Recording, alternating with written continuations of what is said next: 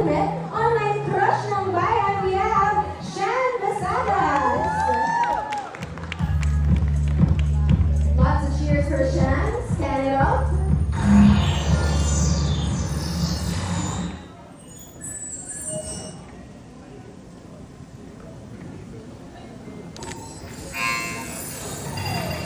Welcome to Sparkle. Correct pose.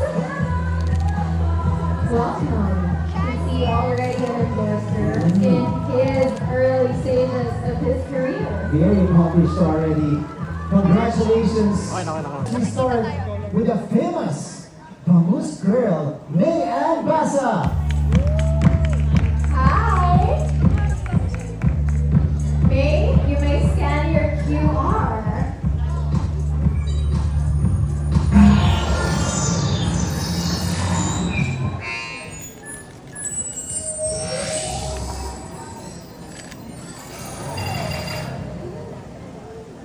Welcome to Sparkle. Kita naman natin, she has a lot. Oliveros. Hi, Mark. You know what to do?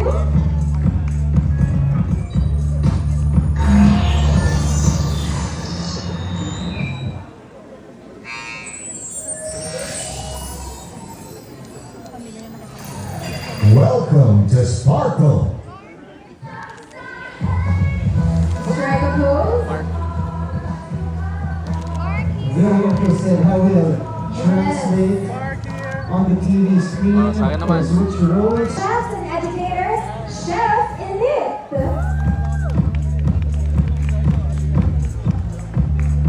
Chef with a power suit, stand it up. Go ahead, Chef.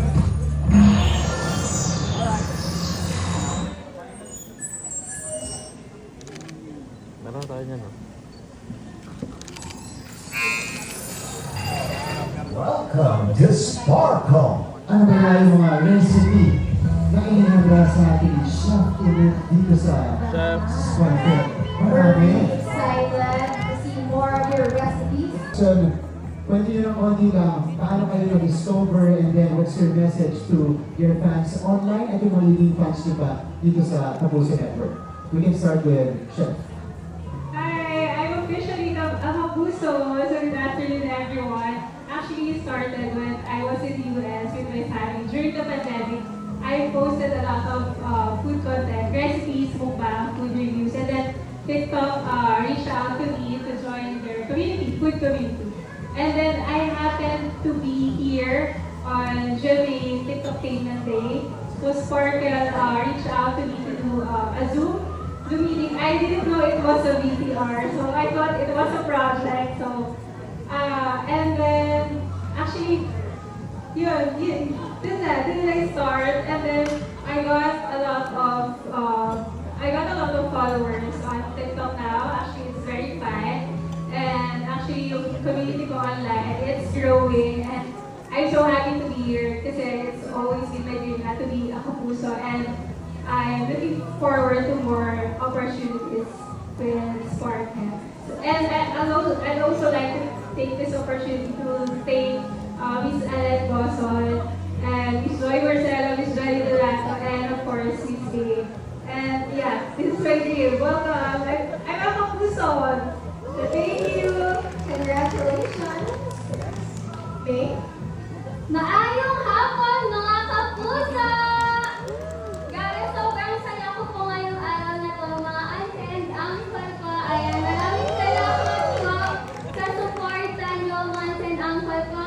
Thank you po for watching sa live namin ngayon. And nandito na po ang inyong bangus girl.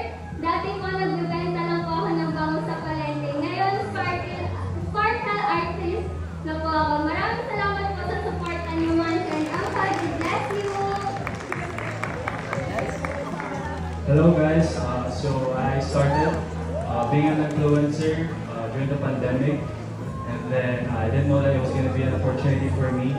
I was actually a basketball player first, and then recently I gained a lot of traction during the posted YouTube high school series on YouTube. Hello po mabuhay sa ating lahat. Ako po, I audition talaga. Nag-audition po ako para maging part ng Sparkle. Kasi simula bata, parang nag-try lang ako, na to pa rin yung wildest dream ko, becoming an artist. Sa Bulbata po ako, up to being a content creator. Parang kapuso shows na yung naging sandigan ko para mangarap at magsumika po talaga. Nung bata ako, lumunok ako ng bato sa paniniwalang magiging kamukha ko si Marian Rivera at matatransform ako into Darna. Nung naging content creator ako, ang pinaka kinaliwan sa akin ng mga tao yung pag-translate ko into gay lingo ng mga kapuso shows. Katulad dun sa Maria Clara, naging Maria Clara Gibaros. Si Ginoong Fidel, naging si Ginoong Fidelity. At nasasabi ko po ito kasi simula bata, nangarap po ako na sana dumating yung pagkakataon na mapanood ako at yung kagustuhan kong yun, natupad na. Kaya super nagpapasalamat po ako. I'm very, very grateful sa circle of friends ko, sila Miss Annette. Eh, sa circle mo. Sa aming mga bosses po, Miss Annette, to Miss Joy, Mr. M, sa aking manager, Miss Tracy, yung pangako mo mananood tayo Miss Universe. Sa aking handler, the Melvin of Eminel, sa kang talbog, walang kabog-abog. And also would like to take this opportunity para pasalamatan po yung mga workshop facilitators kasi napaka-generous ng GMA, may palibreng workshop pa talaga kami para maging titulado kami sa lahat ng mga aspekto kung para pag sinalang kami, ganun handa na. Maraming salamat po sa TV and would also like to take this opportunity, baka nanonood ng po manager ko, Administrator Arnel Ignacio. Maraming salamat admin. You saw something in me and thank you for clinging into that vision. I will forever be grateful. Thank you for giving me a home to stay, a food on the table, and for allowing me to experience you as my family. To GMA po, maraming salamat. I cannot promise anything, but I'm very sure of one thing. I will give my 101% best in everything that I will do. Thank you po. There you go. Thank you so much, Mark.